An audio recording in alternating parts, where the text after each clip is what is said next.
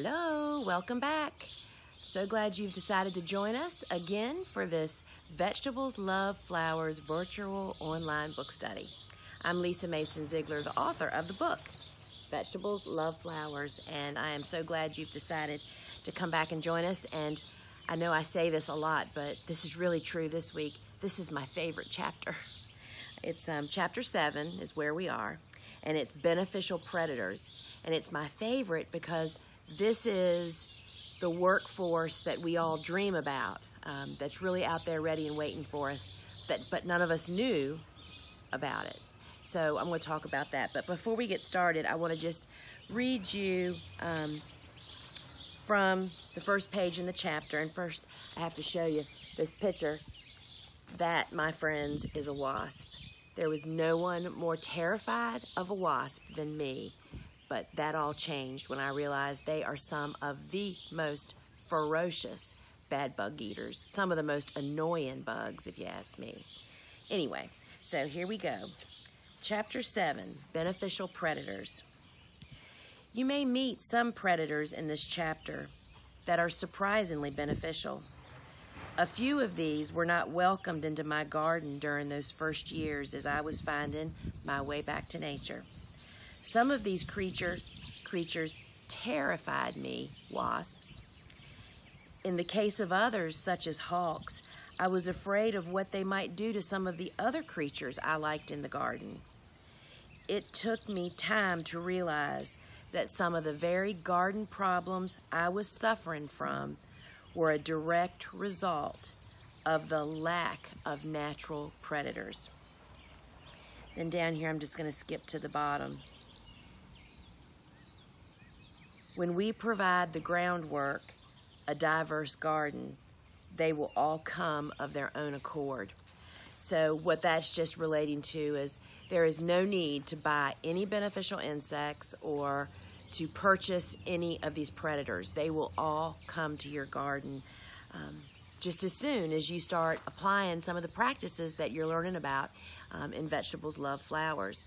So I want to share first about the fears because I mean, when I tell you that I used to be terrified of wasps, I was ridiculously terrified of wasps. And now, I was thinking about this yesterday as I was harvesting in the garden, trying to beat some of this rain that was coming. I came across 2 wasps that were working their way down one of the beds, and I thought to myself, you know what, there was time when I would turn around and run the other way.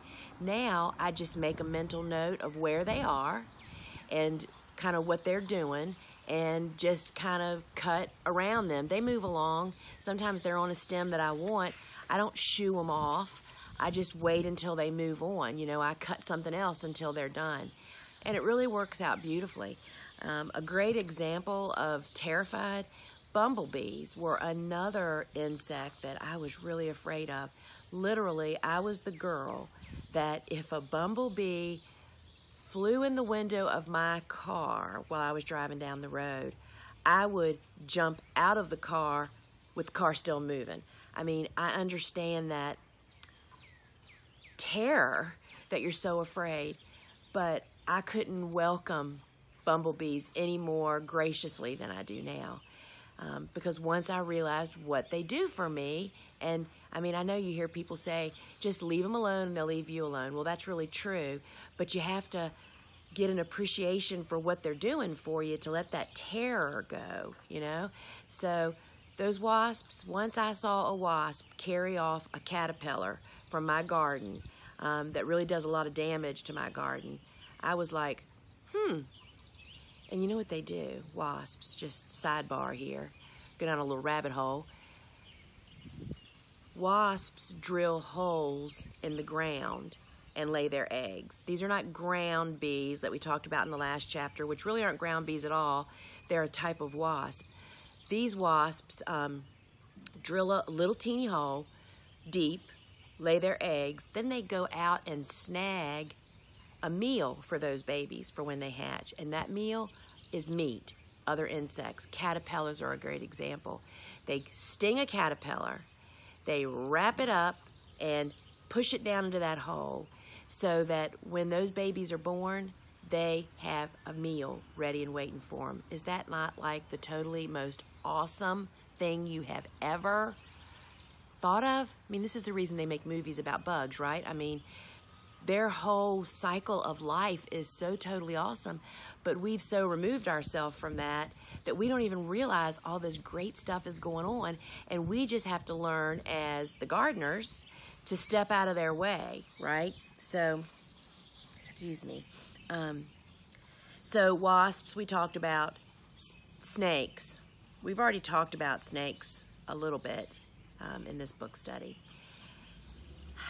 You know, I'm still not a great fan of snakes, but I tolerate them. And I provide a place for them, because I will tell you that the most tremendous loss of crops on this farm has always been from voles. Voles are little rodents that live out in our garden that eat the roots of our plants. A lot of people tend to think that that's moles. Moles are like giant voles in the sense that they kind of look alike, but they have two totally different diets. Moles, who make the big mounds in our yard, are actually eating earthworms and the grubs that grow up to be Japanese beetles. But they're so obvious because they make the mounds in our yard, and then we see a missing plant close by, or roots to a plant. We assume it's the moles, but in fact, the voles often use the mole tunnels to access plant roots. But my number one loss, I won't even go into I could tell a whole hour of horror stories over the situations with voles. But once I realized that snakes eat rodents, y'all, so do hawks, so do owls, so do other raptors, and crows will even eat them. So that is when the real switch flipped on for me about snakes, was invite snakes in, give them a place to live safely, and my rodent issues went to 0 in my garden. I shouldn't probably even say this, but we have not suffered vole damage loss for years. I have not come out to my garden and picked up a wilted plant to have no roots for years, and we suffered from that greatly.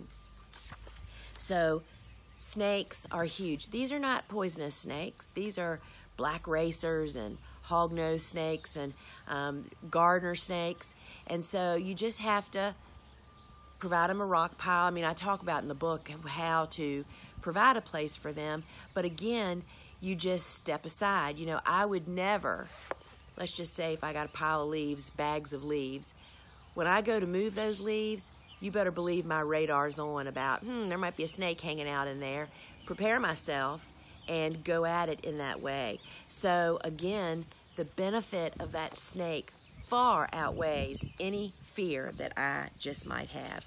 And another spooky, beneficial predator for a lot of people, and I just witnessed this morning, are spiders.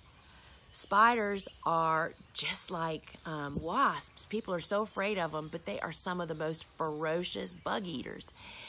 Stink bugs, I found a stink bug in a web this morning in my garden. I mean, who doesn't want that to happen, right? So spiders eat other insects. They don't eat your plants. So, and they're really pretty awesome once you get to know them. Not get to know them, but learn a bit more about them. I really look forward to the time in my life when I can dive deeper into spiders, because there are so many different ones. So they, again, are creepy when you watch them scutter across the yard, but out in my garden, I see them running through the leaf litter. I do attribute to the fact that I do use so much leaf litter in our pathways to our strong presence of spiders, so that's another really great one. So I do want to talk about another group that most of us welcome into our gardens, but we don't really understand the total benefit that they can bring, and that's birds. Birds are huge predators. What do they eat?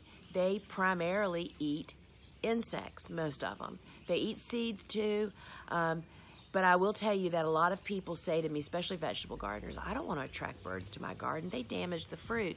Well, they typically damage the fruit, not for the fruit, but for the moisture in the fruit. So I talk about in Vegetables Love Flowers how to provide water in your garden from the get-go to literally train your birds and squirrels and other gophers, whoever you have in your garden, to drink from that and to not rely on your fruit. But I want to talk about birds and fruit crops, talking about strawberries, blueberries. We have figs on this farm, and we literally do not lose any of them to bird damage that we don't want to lose. But we do not use netting. I do not advocate using that little, I'm not talking about flower support netting. I'm talking about that little, I guess it's probably 1 inch square or smaller netting that I've seen sold to protect your crops from the damage of birds. Well, first off, it doesn't really do that great of a job. And secondly, it is a huge killer of birds and snakes because they get caught up in it. And the real bottom line is, what do you think organic farmers do that have huge crops of fruit? They don't put netting out typically. It's all about your timing of when you harvest. Most people harvest too late, right when the fruit is ripe. You time your harvesting a day or two before that, and what you'll soon learn is, guess what? The birds and the damage is done to the fruit during those last hours of perfection in the garden, so you have to harvest before that. You know, we love that our snake hangs out in our fig tree. He's taking care of business, you know, if somebody gets in that tree and doesn't pay attention. So nature in action is pretty amazing. I'm just reading my notes. I told you about the water in the garden. So we just use up big trash can lids, you know, outdoor trash can lids, big shallow dishes. And yes, we change it every day. That's just part of our routine here. And the other thing, and I talk about this more in chapter 8 and when we get there, is about you can use row cover like on field crops of like strawberries, low growing stuff. We keep our strawberries covered until we're really into harvest deeply, and that keeps the robins, who really take more than their share, they're a little greedy about it. So we do provide some protection, but it's really about your timing of harvest. The other thing that is nature, when you embrace nature when it's at its highest, is right when the pest pressure gets really going in your growing season. Guess what else gets going? Birds have babies. When birds have a nest or a box of hungry babies, they are in constant hunting mode. They eat more insects. Nothing brings me more joy than to stand and watch, and I watched Bluebird yesterday, jumping down from his peak where he sits and watches, grabbing an insect out of my garden and taking it back, and actually I saw him feed it to his girlfriend or to his wife. And it's just totally amazing. And so as the season really gets going and when the bugs, the pests, the problem insects get going, the birds really kick in to high gear. The other thing I just wanted to touch on is raptors are a group of the big birds. Those are hawks and owls and eagles and all those big birds. And most people are a little reluctant to attract those guys to their gardens because, yes, they can eat songbirds. But the way I combat that, or to help balance nature, is I provide cover for my songbirds, but I can't do without raptors. They're the ones that are taking care of our rabbit problems, the voles. Owls are tremendous rodent eaters when they have a nest of babies. So you have to not put on a thicker skin, but nature balances things out, and I've just come to embrace that. And I tell you, I want to just talk just for a minute about some beneficial insects that might change the light, you know, of the way you look at them. Dragonflies are another great predator insect in your garden. They are out there patrolling our gardens last year or the year before. When I tell you that there were thousands of dragonflies flying over our garden. I tried so hard to get a good photo of that, but I just couldn't. They were so small in the big picture. that I couldn't do it. They're eating all those flying insects. Most insects fly at some point in their life. And dragonflies are really ferocious. They're really fascinating too. I mean, they can see like no other insect, I believe, can see. But I read, somebody wrote this, and I can't remember who it was, that dragonflies are such aggressive predators that if they were huge, like in supersized, they'd eat all the people. They are so aggressive after other insects. And how do you really get them going in your garden? Providing stakes and not using pesticides. So dragonflies are the best mosquito eaters because they're out there patrolling at dusk in the evening when those bad bugs come out. We really have very little mosquito pressure here out in our open fields. And it's because of those great dragonflies. And so I just want to say, this is the chapter that a lot of people, this is news to you, perhaps. And this is what, when you stop using pesticides, step back and give nature a chance and give it time. This is the workforce, chapter 7 of this book, that's going to come in and start working. And I will tell you, you will find yourself fascinated out there in the garden.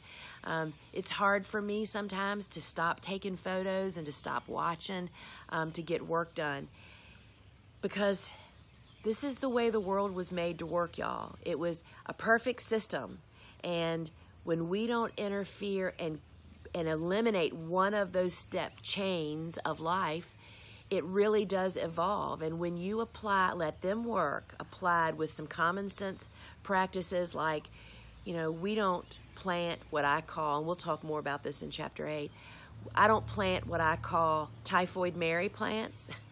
And those are plants that just attract a ton of bad bugs. And they're different plants for different regions. And so when you just wrap all this together, you just can't believe how your garden can go. Just give them a little flag. Give your garden some flowers, no pesticides. Step back, relax, meaning don't get all worked up over a problem.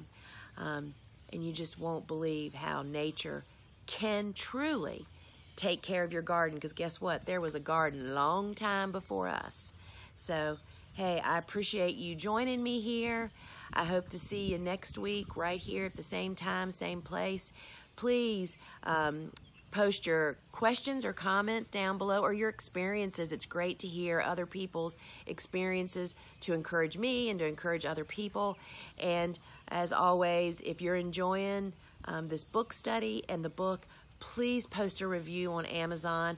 That, even if you didn't buy your book there, that helps me more than anything else that you can do for me. So, hey, I appreciate it.